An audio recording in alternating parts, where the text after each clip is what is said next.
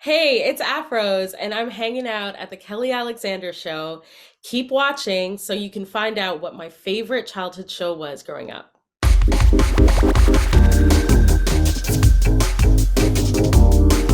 Super excited to welcome to the Kelly Alexander Show an amazing R&B neo soul artist from Toronto, Aphrose, who has a new album out called Roses, also some singles that we're going to talk about, and the fact that she has worked with some amazing recording artists like Daniel Caesar and Jessie Reyez.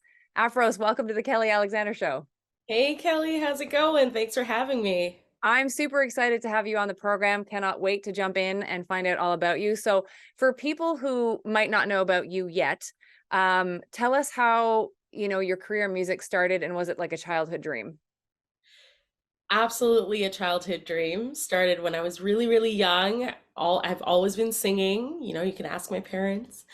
And just decided to make music a career and get more into it when I was in high school.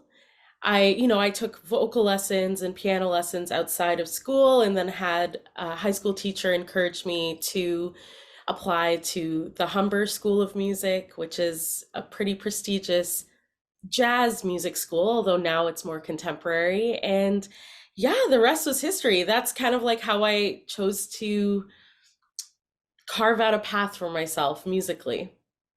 Can you explain to us, when it comes to your album, your sophomore album, which is called Roses, talk to us why you called it that title? And I understand that your grandma plays an important part in this.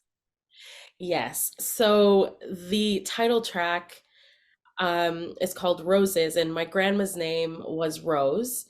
And she was a very, very important, special person in my life from childhood into adulthood. And I was very, very close to her. And so the song Roses, which I also named the album as well, is an homage to her. It's a tribute to her and all the incredible strength and that she's shown me like throughout my whole entire life. So I chose to title it that to honor not only her but my family and my ancestors, and I get to do music for a living. Like, what a dream that is. And I hope I'm doing them proud. Speaking of your family, when you were growing up, what type of music was in the house? Like, and those influences, are they still in the music that you record today? Yeah, absolutely. I grew up listening to a lot of soul and R&B, soul from like the 60s and 70s, so like Jackson 5, Stevie Wonder. I also listened to a lot of country music growing up too. So like some Johnny Cash and some there was a lot of Patsy Cline that got played in my household growing up. And at the time when I was growing up, like I never thought I was like listening to I knew I was listening to different genres of music, but it was just what was playing in my household.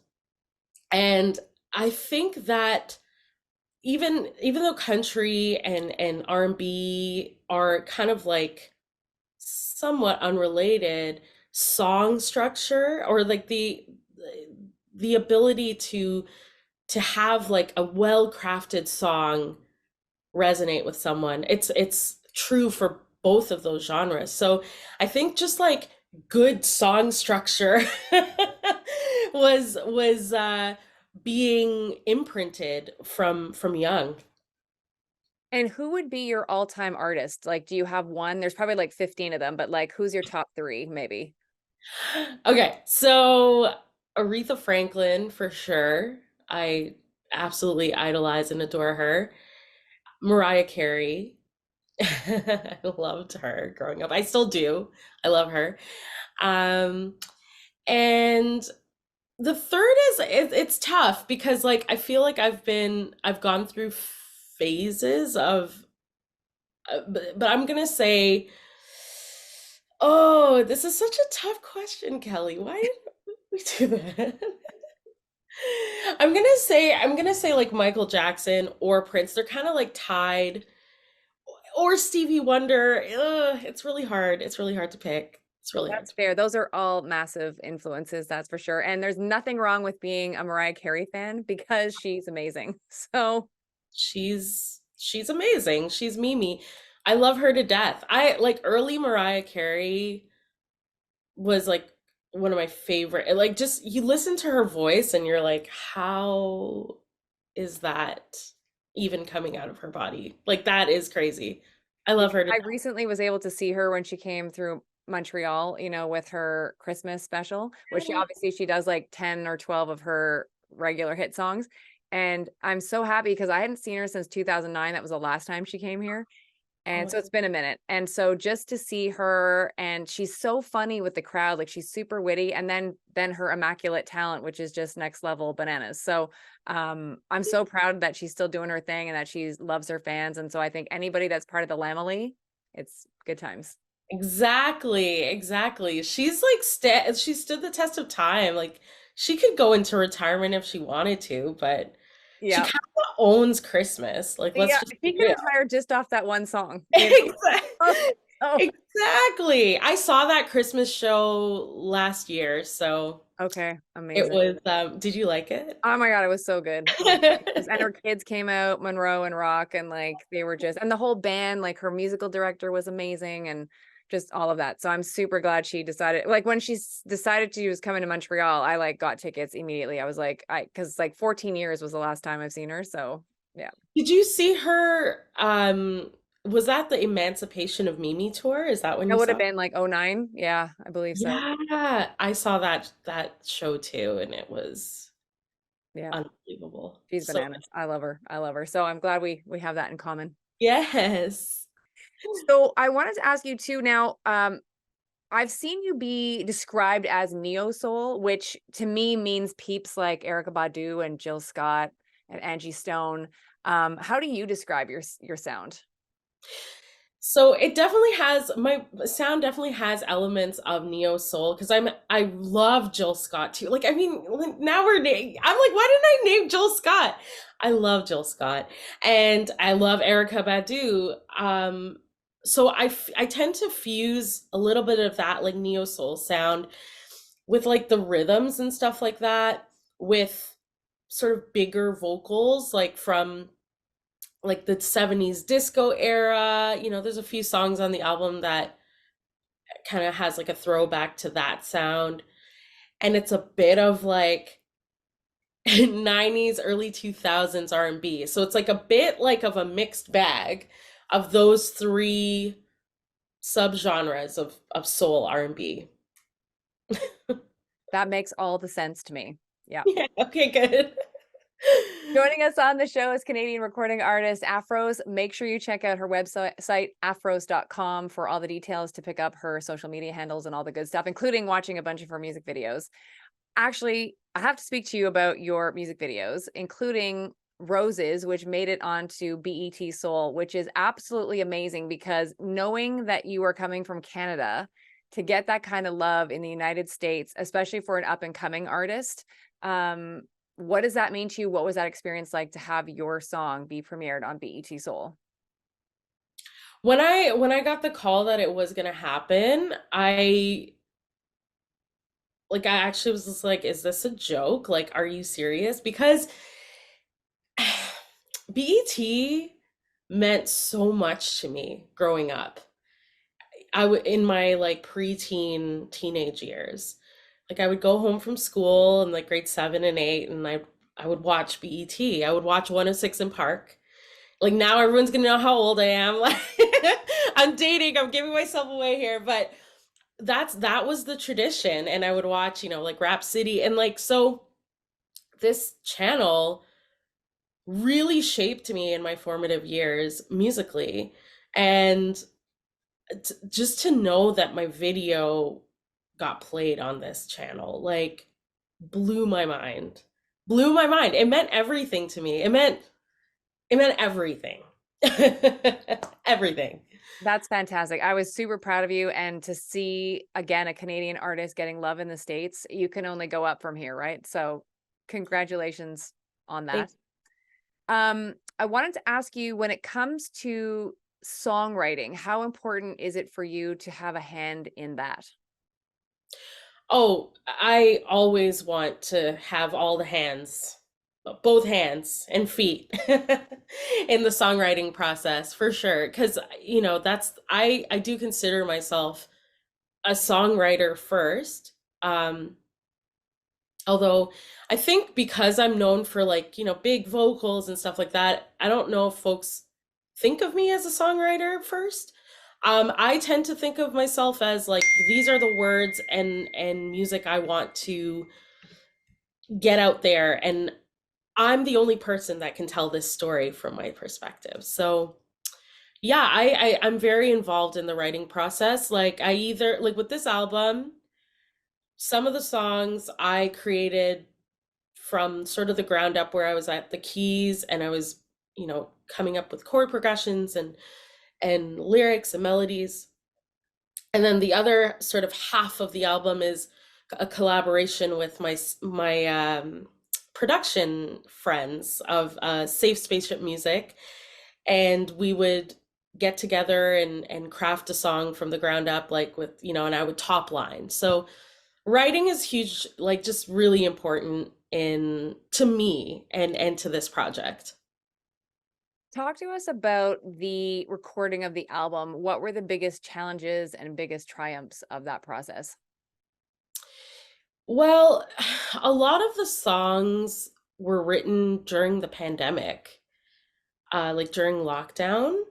Um, so collaborating with my production team was sometimes tricky. So it just took a longer time, I think. Also, I was a new mom like in 2020 during like the lockdown. Like when the lockdown happened, it was like in March of 2020, and I gave birth in April of 2020.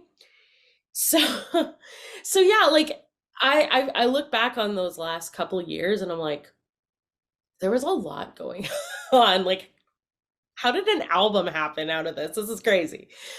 So the challenges was, yeah, like just being a new mom, postpartum stuff, and just like finding time to schedule sessions and but eventually we got there.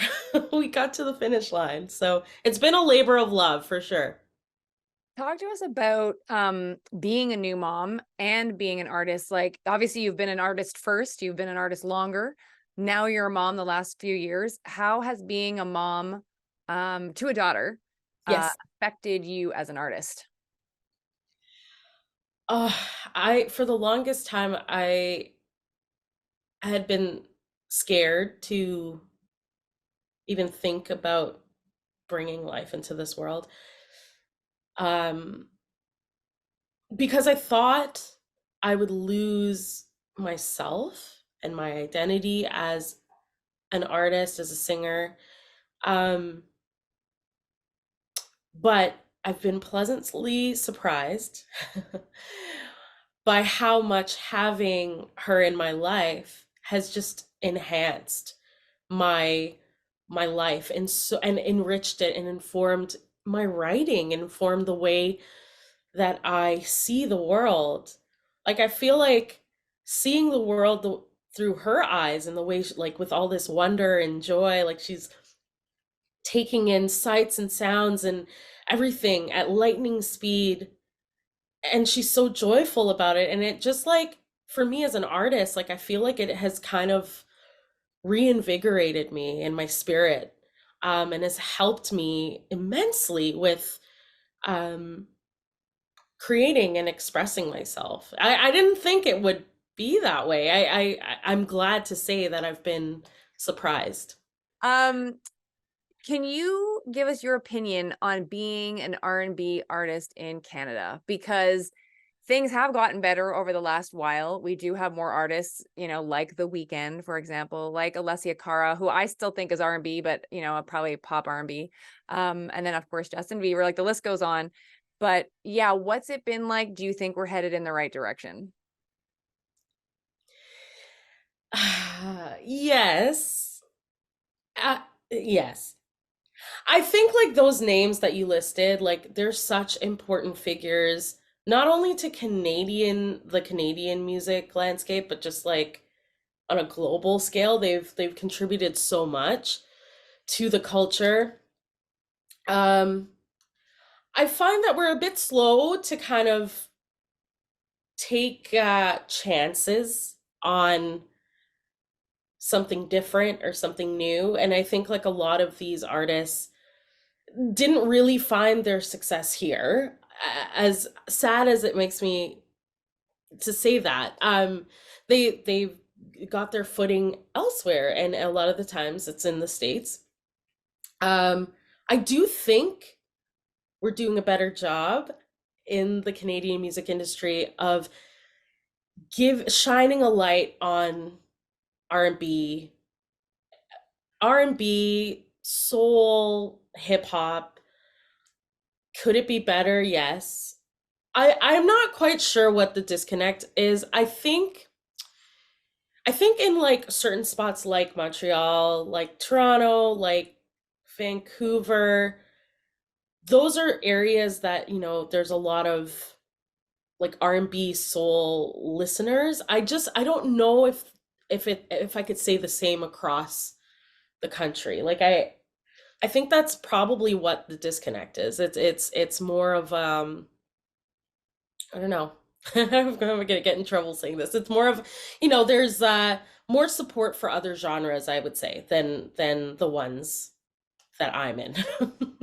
And what about, because obviously I mentioned, the big guns like a Justin Bieber and The Weeknd and Alessia Cara. Obviously, there's other ones who are also big guns as well, but might not be as widely known, like a Jessie Reyez, Right. like a Daniel Caesar, again, who have found success in the States also, and I know you've worked with them. So first of all, tell us how that came about to work with both Daniel and Jesse, and then what your thoughts are on their success being able to kind of be in Canada and the States, and if you feel a responsibility to keep growing the genre here.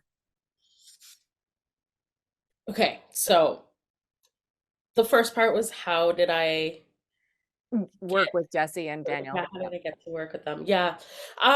So the Daniel Caesar thing happened through a mutual friend who did all the background vocal arrangements for the Freudian album.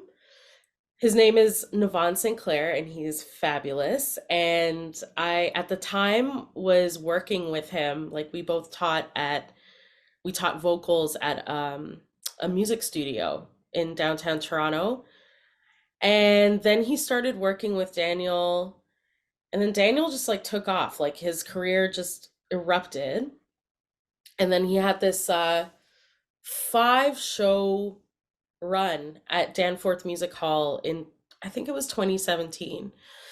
And that's how that happened. Like they needed like a 10-person all women choir, and he was like, Joe, well, my name is Joanna. And my government name is Joanna, for all of those that want to know. Um, he had me on board, and that's how that happened. And then like the music director for Daniel Caesar at the time was also the music director of Jesse. And it's just like it's one of those things that you're just like, when you're kind of in the mix of things, like people remember you did a good job doing this backup thing, you're reliable, you're professional, you get a call to do the next thing. And that's how that happened. Um, and I think what they're both doing with their careers is phenomenal. Like two of my friends play in Jesse's band, and Jessie is just like dominating. Like she's touring the world. Like she's got so many fans outside of North America even. Like and she's just killing it. And I look at her, and she inspires me to just the moon, because she's such a real person. Like I even working with her, like I've never felt kind of like I had to be anyone but myself. Like she's just so real and so grounded, and yeah, like I think what they're doing is just like super inspiring for someone like myself coming up as an artist in a genre such as R&B in Canada. I hope to get to that point at some point. We'll see. I don't know. I hope to follow in some footsteps there for sure. And do you think there are other artists such as yourself in Toronto and obviously in Canada at large that feel I don't know what the word would be, responsibility to try to help grow the genre in our own country? Like, do you feel like you're gonna have to move to Los Angeles or New York or something at some point? Um, I really hate that that is the norm. That like I've heard that story. I have friends that live in LA and they're from here, and I want to try to grow the genre here. I have a lot of roots here. Like I'm a Toronto girl through and through. Not even Toronto, like I'm from Scarborough. I feel like such a connection to the place that raised me that it would be like weird for me to move elsewhere to pursue music. I don't want to do that. I really don't because I'm also old and tired and it's just I really just don't want to. But like if it came to that, like yes, maybe I'd entertain that thought. I do feel a responsibility to bring the awareness and help grow this genre here so that people stay here, so that we become known not only as like, because we do have so many amazing artists that are Canadian, um, so that we're known like, not only for having these like big superstar names, but for fostering that talent and supporting that talent from like, the infancy stage, not only when they're like they've already blown up kind of thing. Agreed. Uh, I need to ask you about who is on your bucket list to collaborate with as an artist and producer. Ooh. Well, I've been kind of like putting feelers out to this person and he seems to be down to do it, but Junia T, who is he's a DJ producer and he did a lot of work with like Jessie Reyez, and he does work with other artists as well, like Story and Phasa. I want to do like a remix EP with him. So that's kind of like a bucket list thing that I think might be a reality. And as we march, into the new year, will you be doing any dates, any touring? Like, is there any way people across the country will be able to see you? That is in the works for sure because I want to, I dropped the album kind of late into 2023, so the plan is to support the album through touring and festivals and summer dates and things like that. So, just stay plugged in and I'll be keeping you updated for sure. And do you have anything that you have sort of manifested for yourself or you're trying to manifest for the next 6 months to a year? Like, what can we expect from you apart from like touring? Yeah, I mean, like touring has been like the number one thing that like I really, really, really want to do. Um, but other than that, like I definitely want to start working on new music again, just because that's who I am. Like, the post-release stuff is great, but it's like it doesn't use my brain in the way that I'm used to. Like with it, the creativity phase of things is like my favorite place to be. So I definitely want to get back into the studio and start writing again and seeing what I come up with. Before I let you go, I have a couple of, I like to call them fast fact questions for your fans and people who are trying to learn about you. So, what is your favorite activity that you use to procrastinate? Oh, I watch a lot of Real Housewives. I'm so ashamed. It's the truth. I would be lying if I said anything else. That's perfect. Um, what is always in your fridge? Ooh, mm, there's always jam. Oh, there's always cheese of some sort. I love cheese. Yeah. I agree. Me too. Um, most people don't like to do errands, but is there one that you actually don't mind doing? Oh, I don't, okay. So I like doing laundry and folding, like folding the laundry, but I don't like putting it away. It takes like 3 to 5 business days to get put away. So I'll like neatly put it into like a basket and then like it'll just stay there. And I'll go in and like take things out of it. I don't know what's wrong with me. I don't, weird that way. Because it's funny, like I find people either do the laundry and then just shove it in drawers, but usually if they fold it, I feel like they will put it away because they put the effort into the folding. Right. See, because I fold while I'm watching Uh, Housewives. right. So I'm in my zone, I'm doing the thing. And then I'm just like, I don't want to put this away. Let someone else do it. This is perfect. Oh my God. Um, what TV show from like your childhood or teenage years like means the most to you? Ooh. Oh my gosh. I'm gonna, because this is like rapid questions. Like I feel like I gotta, means the most to me. So I can't give you uh trashy ones. Oh, okay, I got it.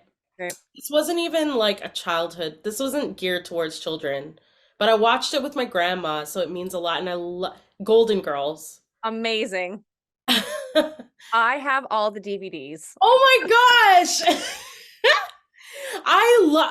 That show, I didn't understand it when I was little, but my grandma loved it and I would watch it with her. But like rewatching it as an adult, I'm like, these ladies, like what it's so ahead of its time. 1,000,000%. And it's Yeah. still like if you watch it, it's still relevant. Like it's Yeah. still it's amazing. No, we're like soul sisters here. I know. I It's love like this. you tell me you're a fan of Janet Jackson, then the deal is sealed. So Favorite Janet Jackson? I love Janet Jackson. Do you Oh love my Janet? gosh. She's great. I love, okay, I really like the stuff off the Demita Joe album. Yeah, 2004. Yeah. Yeah, wow. That's impressive. A little, yeah, it's a little it's a little And I old. love like that's the way love goes. Like it's one of my favorite. I know. I love her. I think I'm not a super fan, but I respect her and I like, man, again, someone that whose career has just like Have you stayed. gone to one of her concerts? No, I haven't. I Oh, haven't. you have to, and then you will become a super fan. I know, I should. I really should. I wanted to also ask you this. What like pop star or R&B star would you, or even rock star, would you love to switch places with for one day? Tell me who it is and why. Oh. Just to see how their life kind of goes. Like not to be them, but just kind of see how it is for a day. Oh, like Queen Bee, like Beyonce, 100%. Like, is she even human? Like, I don't, she's so perfect. Like, I'm just, man, she is, yeah, she's incredible. She's You know what's incredible. interesting about her too is how everybody, because she I find is she came up in the old school, but then was on that cusp of the new school, right? So I find she still takes the old school vibe of keeping things a mystery as Yes. opposed to putting everything online like everybody's doing these days. Like she doesn't need to do anything. She just, oh, I'm dropping an album and then she drops it that night. You know what I mean? Like there's no build up, there's no, it's just boom, here it is. Then boom, I'm going on tour. Like she's amazing.